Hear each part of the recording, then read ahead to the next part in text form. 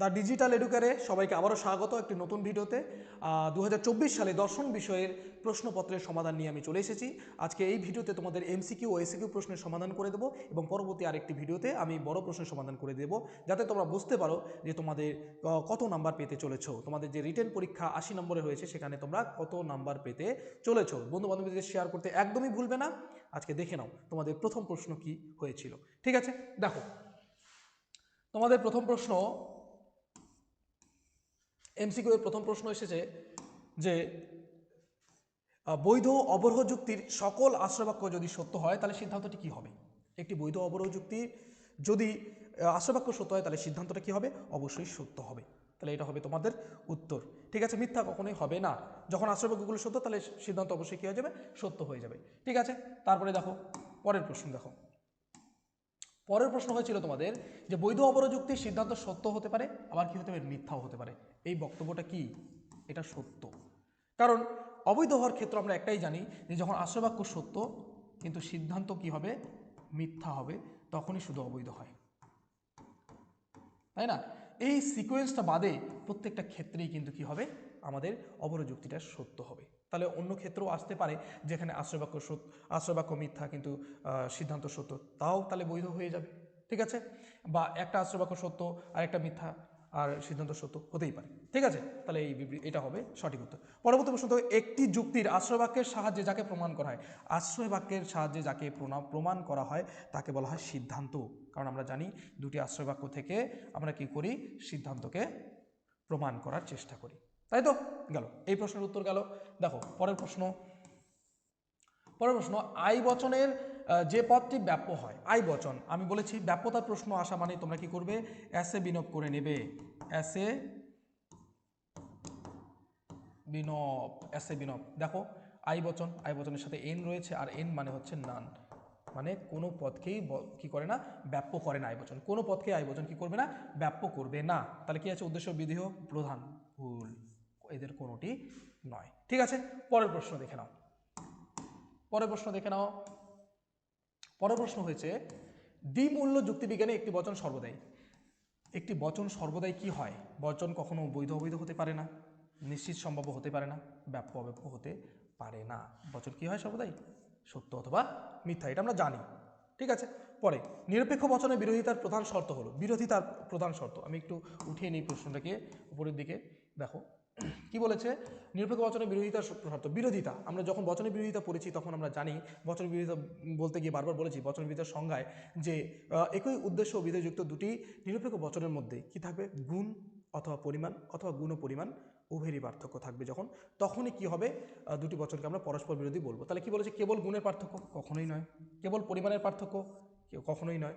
গুণ ও পরিমাণ উভয়ের পার্থক্য থাকবে, কখনোই নয়। এই প্রশ্নটি যথাযথ উত্তর হবে এটা। ঠিক আছে, কারণ আমাদের পার্টিকুলারভাবে এটাও থাকতে পারে, এটাও থাকতে পারে, আবার এই দুটোও থাকতে পারে। ঠিক আছে, কিন্তু আমরা যদি মিল দেখি তাহলে এইটা হচ্ছে সঠিক উত্তর। উদ্দেশ্য বিধেয় কী হবে, একই হবে। উদ্দেশ্য বিধেয় যখন একই হবে তখনই আমাদের বচনের বিরোধিতা, তাদের মধ্যে মিল যদি বলি তাহলে এই বিষয়টা থাকবে। ঠিক আছে, গেল। আর যদি অপর দিক থেকে দেখি তাহলে কিন্তু এটাও সঠিক উত্তর। হ্যাঁ, গুণ ও পরিমাণ কী থাকবে, উভয়েরই পার্থক্য থাকতে পারে, আবার এটারও কেবল গুণের পার্থক্য থাকতে পারে। কারণ আমরা দেখেছি বিপরীত বিরোধিতার ক্ষেত্রে আর অধীন বিপরীত বিরোধিতার ক্ষেত্রে কি থাকে, কেবলমাত্র গুণের পার্থক্য থাকে, তাই না? আবার পরিমাণের পার্থক্য কিসে থাকে, বিরুদ্ধ বিরোধিতার ক্ষেত্রে। আবার গুণ ও পরিমাণের উভয়ের পার্থক্য থাকে, গুণ ও পরিমাণ উভয়ের পার্থক্য থাকে কিসে, আমাদের বিরুদ্ধ বিরোধিতার ক্ষেত্রে। আর কেবলমাত্র পরিমাণের পার্থক্য থাকে কিসে, অসম বিরোধিতার ক্ষেত্রে, তাই না?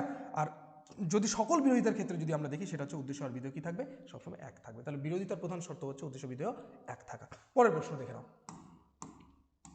পরের প্রশ্ন হয়েছে নিরপেক্ষ বচনের বিরোধানুমান হলো, বিরোধানুমান হলো এক প্রকার, এটা তো কখনোই নয়, আরোহণ কখনোই নয়, মাধ্যম কখনো নয়, ন্যায় কখনো নয়, এটা হবে অমাধ্যম অনুমান। কারণ আমরা জানি অমাধ্যম অনুমান মানে কি, যেখানে একটি আশ্রয়বাক্য থেকে সিদ্ধান্তটি নিশ্চিত হয়। আর বিরোধানুমানে আমরা জানি একটা আশ্রয়বাক্য থেকেই সিদ্ধান্তটাকে আমরা পাই। ঠিক আছে, এ ও এই মূর্তিটার নাম হলো বারকো, যেটি রয়েছে কোন সংস্থানে, দ্বিতীয় সংস্থানে রয়েছে। কোন সংস্থানে রয়েছে, দ্বিতীয় সংস্থানে, মাথায় রাখবে। ঠিক আছে, চলো পরের প্রশ্ন দেখো, একটি বৈধ নিরপেক্ষ ন্যায় অনুমানের একটি আশ্রয়পক্ষ বিশেষ নয়ার্থক হলে সিদ্ধান্তটা কী হবে? এটা অবশ্যই বিশেষ নয়ার্থক হবে। ঠিক আছে, কখনোই সদর্থক তো হবেই না, এ দুটো নয়, আর সামান্য তো হবে না, তাই সামান্য নয়ার্থক হবে না। ঠিক আছে, পরের প্রশ্ন দেখে নাও। পরের প্রশ্ন দেখো, প্রাকল্পিক নিরপেক্ষ ন্যায় অনুমানে যদি অনুককে স্বীকার করা হয়, প্রাকল্পিক নিরপেক্ষ ন্যায় অনুমানে যদি অনুককে স্বীকার করে পূর্বককে স্বীকার করা হয়, প্রাকল্পিকের ক্ষেত্রে আমরা জানি পি হর্ষ কিউ, পি দেন কিউ, তার মানে পূর্বককে প্রথমে স্বীকার করতে হবে, তারপর অনুককে স্বীকার করতে হবে। এটা হচ্ছে গঠনমূলক নিয়ম। এবার যদি তার পরিবর্তে অনুককে আগে স্বীকার করা হয়, তাহলে অনুক স্বীকার জনিত দোষ হয়, আর যুক্তিটা কি হয়ে যাবে? প্রাকল্পিক নিরপেক্ষ এই যুক্তিটা হয়ে যাবে অবৈধ, তাহলে অবৈধ অনুক স্বীকার স্বীকৃতি জনিত দোষ হবে। ঠিক আছে, বৈধ তো কখনোই হবে না। চলো পরের প্রশ্ন। হ্যাঁ, এটা করতে হবে তোমাদেরকে এগুলো জিনিস। হয় লক একজন বুদ্ধিবাদী দার্শনিক, অথবা লক একজন অভিজ্ঞতাবাদী দার্শনিক। এটা গেল তোমাদের হয় অথবা রয়েছে, তার মানে এটা বৈকল্পিক। বৈকল্পিক নিরপেক্ষ ন্যায়ের, এবার বৈকল্পিক নিরপেক্ষ ন্যায়ের ক্ষেত্রে আমরা জানি পি ভেল কিউ। তারপরে কি নিয়ম অনুযায়ী দেখো, লক নন বুদ্ধিবাদী দার্শনিক, লক নন বুদ্ধিবাদী দার্শনিক, পরবর্তী আশ্রয় বাক্য হচ্ছে লক নন বুদ্ধিবাদী দার্শনিক। তার মানে বুদ্ধিবাদী দার্শনিক কোথায়? এটা, তাহলে একটা বিকল্পকে কী করা হয়েছে? অস্বীকার করা হয়েছে। তারপরে দেখো লক হন অভিজ্ঞতাবাদী দার্শনিক, সুতরাং কিউ। তাহলে একটা বিকল্পকে প্রথমে অস্বীকার করে তারপরে আরেকটি বিকল্পকে কি করা হয়েছে? স্বীকার করেছে। এটা কি? এটা হচ্ছে বৈধ। কারণ বৈকল্পিক নিরপেক্ষ ন্যায়ের যে নিয়মটা, সেই নিয়মে আমরা জানি ডিএস এর নিয়মে আমরা জানি একটা বিকল্পকে প্রথমে অস্বীকার করতে হবে, তারপরে আরেকটি বিকল্পকে কি করতে হবে?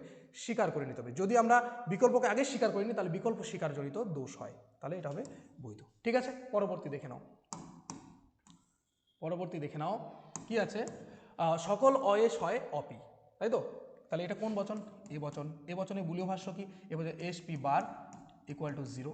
তাহলে এখানে এসের সামনে আবার অ আছে, তার মানে এসের উপরে বার যাবে। তারপরে পির আগেও অ আছে, তারপরে এখানে বারের উপরে আরেকটা বার হবে, তাহলে এই বার কাটা যাবে, তাহলে সমান সমান S bar P equal to 0। তাহলে এস বার পি কোথায় আছে? দেখো S bar P equal to 0। এটা হচ্ছে তোমাদের সঠিক উত্তর। ঠিক আছে, তারপরে দেখো, তারপরে পরের প্রশ্ন দেখো। পরের প্রশ্ন যদি তোমরা দেখো, এটাও বুলীয় ভাষ্য ভেনচিত্র থেকে রয়েছে। সব দার্শনিকই ঈশ্বর বিশ্বাসী নন, সব নন। তার মানে কি? কোনো কোনো, তাহলে কোনো কোনো হচ্ছে কোনো কোনো মানে কি কোনো কোনো হচ্ছে কোনো কোনো নয়, কোনো কোনো নয় মানে হচ্ছে তোমার ও বচন, তাই না? তাহলে ও বচন যদি দেখো, ও বচনে বুলীয় ভাষ্য কি? ও বচনে বুলীয় ভাষ্য সমান সমান S P bar not equal to 0। S P bar কি? Not equal to 0। তারপরে বলেছে এস সমান সমান দার্শনিক শ্রেণী, তাহলে এই দার্শনিক শ্রেণী সমান সমান এস ধরবো, আর ঈশ্বর বিশ্বাসী সমান সমান ধরবো পি, তাই না? তাহলে এটা হচ্ছে। এবার এর আমরা যদি দেখি, তাহলে বুলীয় ভেনচিত্রটা কি হবে? ভেনচিত্র যখন দেখতে যাব, তখন দেখো দুটো বৃত্ত নিতে হবে। প্রথমে আমরা জানি দুটো বৃত্ত নেব, পরস্পর সেদি বৃত্ত। তারপরে এখানে এস আছে, পি নেই, এখানে এস পি দুজনই আছে, এখানে এস নেই, এখানে পি আছে, তাই না? আমরা এই স্কোয়ারটা দিয়ে দেবো। দেওয়ার পরে দেখবো আমাদের কি বলেছে? নট চিহ্ন থাকা মানে ক্রস, আর যদি আমরা ইকুয়াল টু থাকে তাহলে হচ্ছে শেড, তাই না? আমরা এটা জানি। তাহলে এখানে নট রয়েছে, তাহলে ক্রস হবে। এসপি বার কোথায়? এটা। এই ঘরে কি হয়ে যাবে? তাহলে কি চিহ্ন হয়ে যাবে? নট রয়েছে, তাহলে ক্রস চিহ্ন হয়ে যাবে। তাহলে দেখো কোথায় রয়েছে এটা? এই যে সি নাম্বারটা তোমাদের সঠিক উত্তর। ঠিক আছে, দেখো পরের প্রশ্ন দেখে নাও।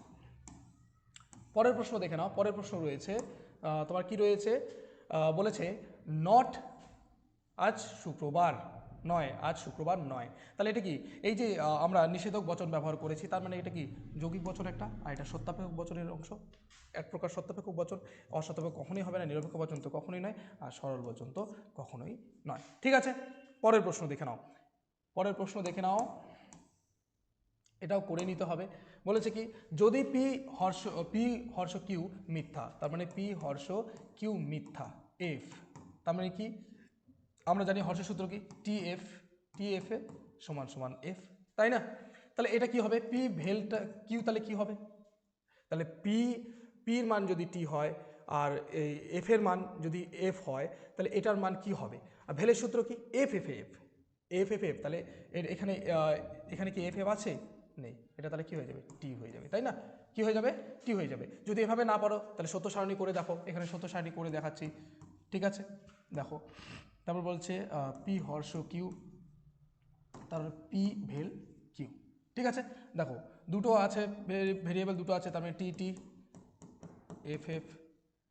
তারপরে দেখো T T F F, T F T F, হর্ষের সূত্র টি এফ এফ, তাহলে টি এফ এ এফ, বাকি সমস্ত ক্ষেত্রে কি হবে? টি হবে। ভেলের সূত্র F F A F, F F A F, বাকি সমস্ত ক্ষেত্রে টি। দেখো এখানে কি আসলো এই লাইনটিতে? এই লাইনটিতে কিন্তু আমাদের সেই উত্তরটা টি এফ এ এফ, আমাদের পি হর্ষ কিউ এফ, তাহলে এটা কি আসছে? টি। তাহলে এটা হবে সত্য। সত্য উত্তর কোনটা? এটা। ঠিক আছে, হয়ে গেল। পরের প্রশ্ন দেখো, বলেছে যে যৌগিক বচনের সত্য সারণী সবগুলি নিবেশন দৃষ্টান্ত মিথ্যা হয়। যে যৌগিক বচনের সত্য সারণী সবগুলি নিবেশন দৃষ্টান্ত কি হয়? মিথ্যা হয়। মিথ্যা থাকা, সবগুলো নিবেশন দৃষ্টান্ত যখন মিথ্যা হবে তাহলে সেটা কি হয়ে যাবে? শত মিথ্যা। আর যদি সবগুলো সত্য থাকতো তাহলে হচ্ছে শত সত্য, আর যদি সত্য মিথ্যা মিশে থাকতো তাহলে হচ্ছে আপতিক। ঠিক আছে, পরের প্রশ্ন দেখে নাও। লৌকিক আরোহ অনুমানকে শিশু সুলভ বলেছেন। কে বলেছেন? বেকন বলেছেন। আমরা এই জনসনের কথা পাই না, হবসের কথা পাই না, মিলের কথা তো এখানে নেই। ঠিক আছে, পরের প্রশ্ন দেখো, আরোহ যুক্তির একটি প্রধান বৈশিষ্ট্য হলো, আরোহ যুক্তির প্রধান বৈশিষ্ট্যটি কি? আশ্রয় বাক্য থেকে অনিবার্যভাবে নিঃসৃত হওয়া কখনোই নয়, এটা অবরোহ যুক্তির বৈশিষ্ট্য। আর আশ্রয় বাক্যকে অতিক্রম করে যায়, একটি বিশ্লেষক বচন হয়, একদমই ভুল, এটাও হবে না। আশ্রয় বাক্যকে অতিক্রম করে যায় সিদ্ধান্ত। ঠিক আছে, গেল। পরের প্রশ্ন, পরের প্রশ্ন দেখে নাও। পরের প্রশ্ন রয়েছে প্রাসঙ্গিক সাদৃশ্য পেয়েছে। প্রাসঙ্গিক সাদৃশ্য আমরা কোথায় পেয়েছিলাম? উপমা যুক্তির ক্ষেত্রে। উপমা যুক্তির ক্ষেত্রে প্রাসঙ্গিক সাদৃশ্য দেখা হয়। ঠিক আছে, হয়ে গেল। এগুলো কখনোই, এটাও হবে না, এটা হবে না, এটা তো কখনোই নয়। পরের প্রশ্ন দেখো, শক্তির অবিনশ্বরতা। আমরা দেখেছিলাম কার্ভেট্রিট কী করেছিল? শক্তির অবিনশ্বরতা এবং বস্তুর অবিনশ্বরতা, এই দুই বিজ্ঞানের দুই মূল নীতির উপর ভিত্তি করেই কিন্তু কারণে পরিমাণগত লক্ষণ দিয়েছিলেন। ঠিক আছে, কারণে গুণগত লক্ষণ নয়, আবশ্যিক শর্ত নয়, এটাও নয়। ঠিক আছে, পরের প্রশ্ন দেখো। পরের প্রশ্ন দেখো, অতিবৃষ্টি হলো বন্যার কারণ। অতিবৃষ্টি, তাহলে আমরা এখানে আবশ্যিক পর্যাপ্ত যদি প্রয়োগ করি তাহলে আমরা উত্তরটা সঠিক পেয়ে যাব, তাই না? অতিবৃষ্টি না হলে, অতিবৃষ্টি না হলে বন্যা হবে না। ঠিক আছে, আর পর্যাপ্ততে যদি দেখি, অতিবৃষ্টি হলেই বন্যা হবে। দেখো কোনটা ঠিক হবে? বাস্তবের দিক থেকে যদি আমরা দেখি, অতিবৃষ্টি অনেক সময় হয়, অতিবৃষ্টি হলেই কি বন্যা হয়? অতিবৃষ্টি হলেই বন্যা হবে, এটা ভুল কথা। বাস্তবের দিক থেকে এটা মানা যাবে না। আবশ্যিক শর্তটা দেখো, অতিবৃষ্টি না হলে বন্যা হবে না, ঠিক কথা। অতিরিক্ত যদি বৃষ্টি হয় তাহলে কিন্তু বন্যা হবে না, তাহলে এটা হবে আবশ্যিক শর্ত। কি হবে? আবশ্যিক শর্ত রূপে কারণ। চলো পরের প্রশ্ন দেখে নিই। এক কারণবাদের কথা আমরা জানি, কপি বলেছেন। মিল বহু কারণবাদের কথা বলেনি, বহু কারণবাদের কথা বলেছেন মিল, বহু কারণবাদ। ঠিক আছে, বেইনও বহু কারণবাদের কথা বলেছেন। ঠিক আছে, অ্যারিস্টটল কারণবাদের সম্পর্কে কোনো বক্তব্য নেই। ঠিক আছে, পরের প্রশ্ন দেখে নাও। মিল তার কি বলেছে? মিল তার ড্যাশ বইতে আরোহমূলক অনুসন্ধান পদ্ধতিগুলির আলোচনা করেছেন। মিল কোন বইয়ে করেছিলেন? এটা তোমাদের কিন্তু মিলের যে পরীক্ষামূলক পদ্ধতি সেই অধ্যায়ে বারবার এটা আমি বলেছিলাম যে আ সিস্টেম অফ লজিক, এই গ্রন্থেই কিন্তু তিনি 5টা পদ্ধতির কথা বলেছেন। এগুলো একটাও হবে না। Language, truth and logic, introductory logic একদমই নয়, লজিক অফ রিজন একদমই নয়। ঠিক আছে, পরের প্রশ্ন দেখে নাও। একদম এমসিকিউ তোমাদের শেষ প্রশ্ন, এটা বারবার করেছিলাম তোমাদের এবিটিএ টেস্ট পেপার সলভিং সেশনেও করিয়েছিলাম যে দ্বৈত অন্যয়, দ্বৈত মানে দুই। ঠিক আছে, দুইটা পদ্ধতি যেখানে একসাথে থাকে সেটা হচ্ছে অন্যয় ব্যতিরেকী পদ্ধতি। ঠিক আছে, এই ছিল তোমাদের এমসিকিউ প্রশ্ন। ঠিক আছে, এবারে দেখে নাও আমরা এসিকিউ প্রশ্নগুলো করব। চলো, এসিকিউ প্রশ্ন কি রয়েছে? হ্যাঁ, প্রথম প্রশ্ন রয়েছে একটি যুক্তি কখন অবৈধ হয়? একটি যুক্তি কখন অবৈধ হয়? আমরা জানি অবৈধ হওয়ার একটাই ক্ষেত্র, সেটা হচ্ছে যখন আশ্রয় বাক্যগুলো সত্য হবে এবং সিদ্ধান্তটা কি হয়ে যাবে? মিথ্যা হয়ে যাবে। প্রেমিস 1 প্রেমিস 2 দুটোই সত্য, কিন্তু সিদ্ধান্তটা কনক্লুশনটা যদি ফলস হয়ে যায় তাহলেই কিন্তু আমাদের কি হয়? যুক্তিটি অবৈধ হয়। অবৈধ হওয়ার একটাই মাত্র ক্ষেত্র, এটা তোমরা সুন্দর করে সাজিয়ে যদি লিখে এসে থাকো তাহলে কিন্তু পুরো নাম্বার পাবে, যে আশ্রয় বাক্যগুলো সত্য কিন্তু সিদ্ধান্তটি মিথ্যা, তবেই কিন্তু একটি যুক্তিকে অবৈধ হয়। তারপরে অথবাদি যেটা আছে, এটা যুক্তি অধ্যায় থেকে দেখো। অবরোহ যুক্তি কাকে বলে? একটি যুক্তি এক বা একাধিক আশ্রয় বাক্য থেকে যখন সিদ্ধান্তটি অনিবার্যভাবে নিশ্চিত হয় এবং সিদ্ধান্তটি আশ্রয় বাক্যকে অতিক্রম করে যায় না, তাকে বলা হয় অবরোহ যুক্তি। ব্যাস হয়ে গেল, এটুকু লিখে দিলেই তোমরা নাম্বার পাবে। পরের প্রশ্ন দেখো। পরের প্রশ্ন রয়েছে, যদি ও বচন সত্য হয় তাহলে তার বিরোধী বচনের সত্যমূল্য কি হবে? আগে এটা বচনের বিরোধিতা চলে যাও, বচনের বিরোধিতা এঁকে নাও। দেখো এ ই আই ও, তাহলে বলেছে ও বচন সত্য, ও বচনের কথা বলেছে, ও বচন সমান সমান টি হয়, তাহলে তার বিরুদ্ধ বিরোধী, তার বিরুদ্ধ বিরোধী বচন কি আমরা জানি, এই কোনাকুনি যেগুলো আছে সেগুলো বিরুদ্ধ বিরোধিতা, তাহলে এ বচন, তাহলে এ বচন সমান সমান কি হবে, এটাই বের করতে বলেছে তোমাদেরকে, এটা বের করে নিয়ে করতে হবে। তাহলে দেখো আমরা ছকটা করে নিতে পারি, এ ই আই ও, দেখো ছকটা করে নেব আমরা, সুন্দর করে পেয়ে যাব। ছকটা না করলেও হয় তোমাদের, ছকটা না করলেও হবে, দেখো একবারই হয়ে যায়, যে আমরা জানি বিরুদ্ধ বিরোধের ক্ষেত্রে কি হয়, একটি বচন যখন সত্য হয় অপরটা কি হয়, মিথ্যা হয়, তাহলে এ বচন কি হবে, মিথ্যা হবে, তাই না, এফ হবে, তাহলে কি হবে, মিথ্যা হবে। এখানে তোমরা ছক কষেও দেখে নাও, তবু ছক করে আমি করে দিচ্ছি, তোমরা উত্তরটা ভালো করে লিখে আসলে নাম্বার হয়ে যায়, T T T T F F F F, এখানে হবে T F F T U U U U, ঠিক আছে। দেখো কি বলেছে, ও যদি সত্য হয়, ও বচন যদি টি হয়, ও বচন টি কোথায়, এখানে, তাহলে এ বচন কি হবে, দেখো এফ আছে, তাহলে এটা সুন্দর করে লিখে দিতে হবে তোমাদেরকে। যদি ও বচন সত্য হয় তাহলে তার বিরুদ্ধ বিরোধী বচনের সত্য মূল্য হবে মিথ্যা, ঠিক আছে। পরে দেখো কি বলেছে, মানুষ অসৎ হতে পারে, এই বচনটি অসম বিরোধী বচন নির্ণয় করো, খুবই সহজ, ঠিক আছে, খুবই সহজ, দেখে নাও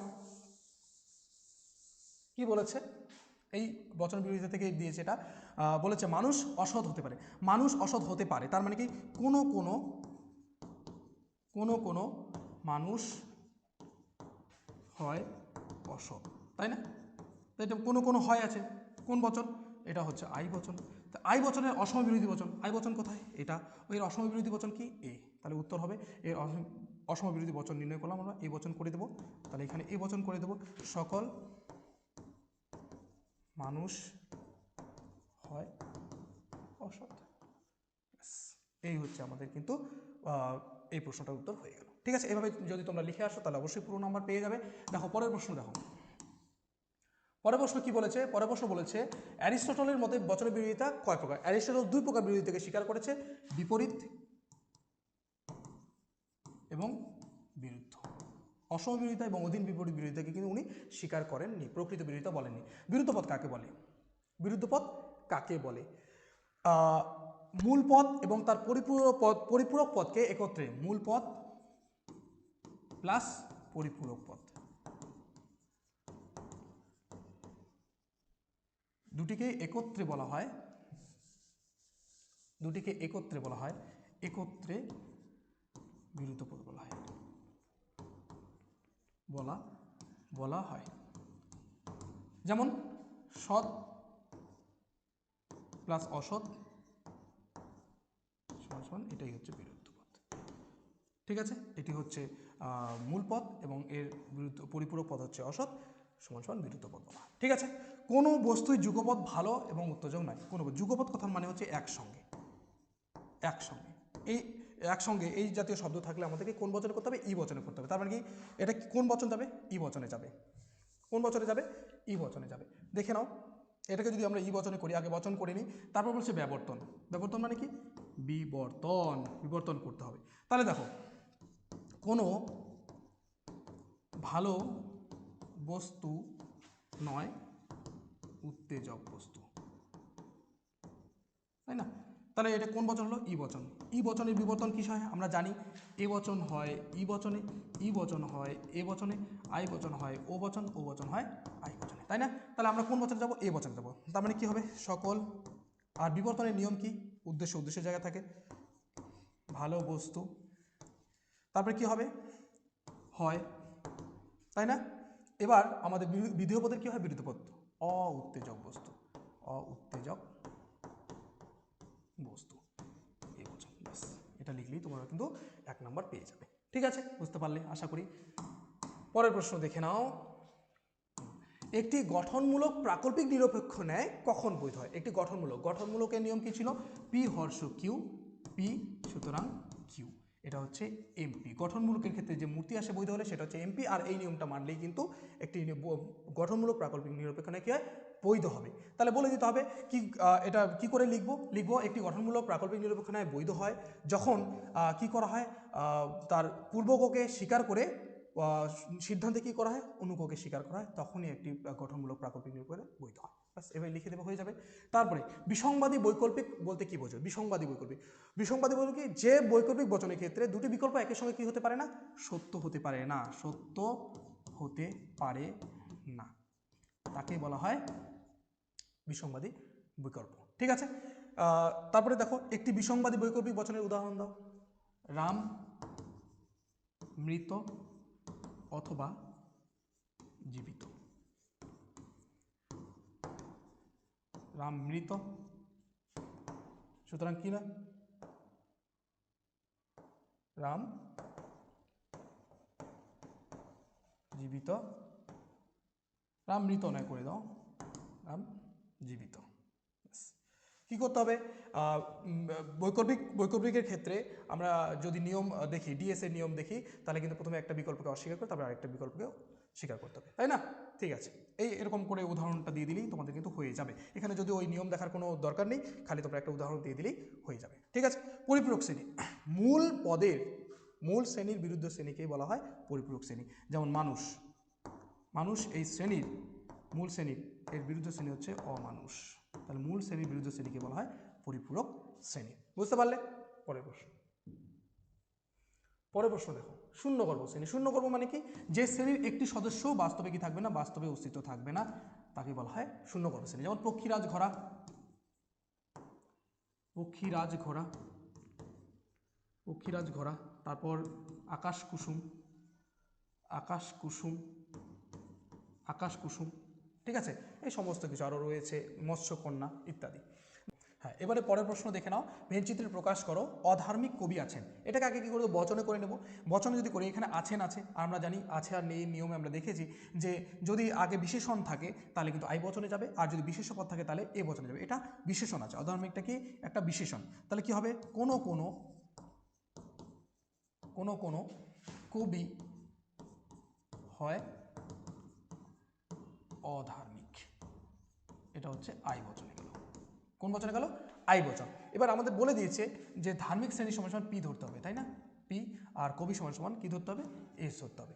এটার যদি আমরা বুলীয় ভাষ্য বের করি, কোন বচন গেল, আই বচন। আই বচনের বুলীয় ভাষ্য কি, আমরা প্রত্যেকটা বচনের বুলীয় ভাষ্য জানি, এ সমান সমান S P not equal two S P bar equal to 0, তারপরে ই বচনে হচ্ছে এস পি ইকুয়াল টু 0, তারপরে আই বচনে হচ্ছে S P not equal to 0, তারপরে ও বচন হচ্ছে S P bar not equal to 0। তাহলে আমাদের জানি কি আছে, এসপি নট ইকুয়াল টু 0, তাহলে এটার প্রথমে লিখবো যে উক্ত বচনটি বুলীয় ভাষ্য, বুলীয় ভাষ্য সমাসে আই বচনের বুলীয় ভাষ্য কি, এসপি নট ইকুয়াল টু 0। হ্যাঁ, এবার বচনটা যদি বুলীয় ভাষ্য করি, আমরা দেখছি কবির এখানে কোনো অ নেই, আর অধার্মিক পি এর সামনে কি আছে, অ আছে, তাহলে কি হবে, SP bar not equal to 0। এটা যদি আমরা বুলীয় ভাষ্য করতে, বুলীয় ভাষ্য বের করে নিলাম। এবার ভেনচিত্র যদি করি, আমরা কি করব, দুটো বৃত্ত নেব, দুটো বৃত্ত নিয়ে নিলাম, এখানে এস আছে, পি নেই, এখানে এস পি দুজনেই আছে, এখানে এস নেই, পি আছে, তাই না? এবার দেখো নট বলেছে, নট মানে ক্রস চিহ্ন, এস পি বার, তার মানে এস আছে, পি নেই, তাহলে দেখো এই ঘরটাতে হবে একটা ক্রস চিহ্ন। এটাই হচ্ছে এর ভেন চিত্র। এটা যদি করে দিয়ে থাকো তাহলে একদম তুমি সঠিক নাম্বার পেয়ে যাবে। ঠিক আছে, পরের প্রশ্ন দেখো, পরের প্রশ্ন দেখো, পরের প্রশ্ন কি বলেছে। হ্যাঁ, এই প্রশ্নটা একটু ঘোরানো পেঁচানো ছিল, কিন্তু প্রশ্নটা তোমাদের পারার মধ্যেই। কোন কোন কোন প্রকার সত্যাপেক্ষক যৌগিক বচন অনন্য মূল্যে সত্য হয়? অনন্য, অভিন্ন বলতে পারো, অনন্য কথা মানে অভিন্ন বলা যেতে পারে। তাহলে দেখো যৌগিক বচন কয়টা, যৌগিক বচন 5 প্রকার। আমরা জানি কি কি আছে, আমরা সংকেত আকারে প্রাকল্পিক, হর্ষ, ডট, ভেল, তারপরে হচ্ছে ট্রিপল বার, তারপরে হচ্ছে নিষেধক, তাই না? তাহলে দেখো আমরা জানি যে কোন কোন বচন সত্য হয়। ডটের ক্ষেত্রে আমরা দেখেছি টিতে টি হয়, তাহলে একটা হবে কি সংযোগিক বচন। কি হবে, সংযোগিক। বলেছে কোন কোন, তাহলে একটার প্রথম হবে সংযোগিক বচন সত্য হয়। তারপরে কোনটা, ট্রিপল বারের ক্ষেত্রে আমরা দেখেছি টিতেও টি হয়, এফেও কি হয়, টি হয়, আর বাকিগুলো কিন্তু হয় না এইভাবে। ঠিক আছে, তাহলে এইখানে বস্তুগত সমমানতা লিখতে হবে, বস্তুগত সমমানতা, এই দুটোই হবে উত্তর। ঠিক আছে, বোঝা গেল প্রশ্নটা? হ্যাঁ, পরের প্রশ্ন দেখো, পরের প্রশ্ন যদি আমরা দেখি, পরের প্রশ্ন রয়েছে একটি সত্য সারণী গঠনের পিছনে মধ্য সম্ভাবনা রহিত নিয়মটি বা ল অফ এক্সক্লুডেড মিডল বক্তব্যটি কি?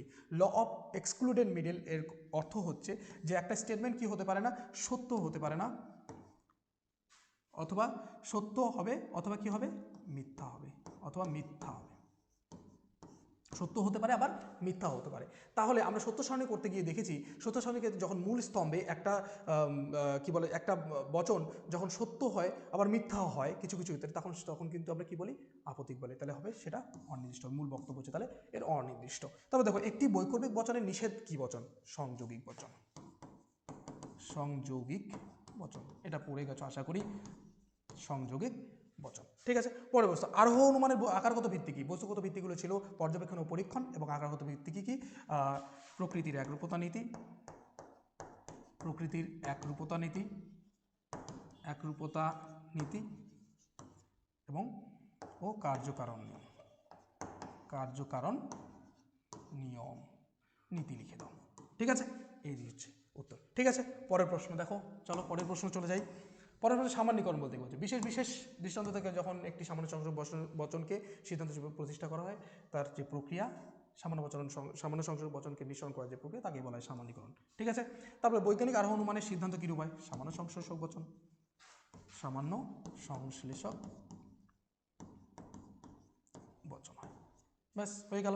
তবে একটি মন্দ উপমা যুক্তির উদাহরণ দাও। মন্দ উপমা, আমি তোমাদের অনেক প্রশ্নপত্র সলভ করা থেকে অনেকবার বলেছি যে একটি কুকুরের সাথে একটি শিশুর তুলনা, বা একটি বৃক্ষের সাথে একটি মানুষের তুলনা। বৃক্ষের যেমন জন্ম বৃদ্ধি মৃত্যু রয়েছে, তেমনি কিন্তু একটি মানুষেরও জন্ম বৃদ্ধি মৃত্যু রয়েছে।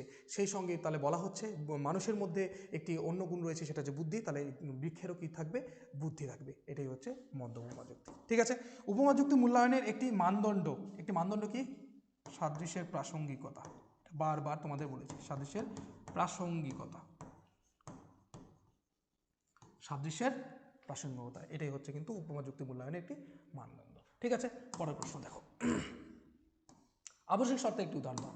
আবশ্যিক শর্তের উদাহরণ বারবার তোমাদেরকে করেছি। অক্সিজেনের উপস্থিতি, অক্সিজেনের উপস্থিতি দহনের কারণ, দহনের কারণ, এটাই কিন্তু একটি আবশ্যিক শর্তের উদাহরণ। ঠিক আছে, তারপরে মিলের স্থায়ী কারণ। স্থায়ী কারণ কোনগুলোকে বলেছেন?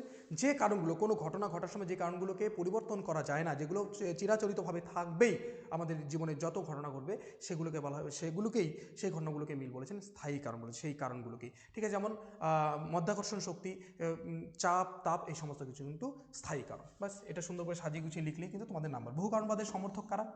মিল, বেন ও কার্ভেট রিড, বাস এগুলো লিখে দিলেই তোমরা নাম্বার পেয়ে যাবে। শেষ প্রশ্ন তোমাদের এসএকিউ এ, কার্ভেট রিড কীভাবে কারণের লক্ষণ সংজ্ঞা দিয়েছেন? কার্ভেট রিড কী করেছিলেন? মিলের যে সংজ্ঞা সেটাকে গুণগত লক্ষণ বলেছিলেন। তিনি বলেছিলেন গুণগত দিক থেকে কারণ হলো কার্যের পূর্ববর্তী, শর্তান্তরহীন, অপরিবর্তনীয় এবং অব্যবহিত পূর্ববর্তী ঘটনা। আর পরিমাণের দিক থেকে কারণ হলো কার্যের সমান। এইভাবেই কিন্তু কার্ভেট রিড সংজ্ঞা দিয়েছেন। আশা করি তোমাদের সমস্ত প্রশ্নের সমাধান তোমরা পেয়ে গেছো। দেখে নাও কত পেয়েছো এমসিকিউ এসএকিউতে।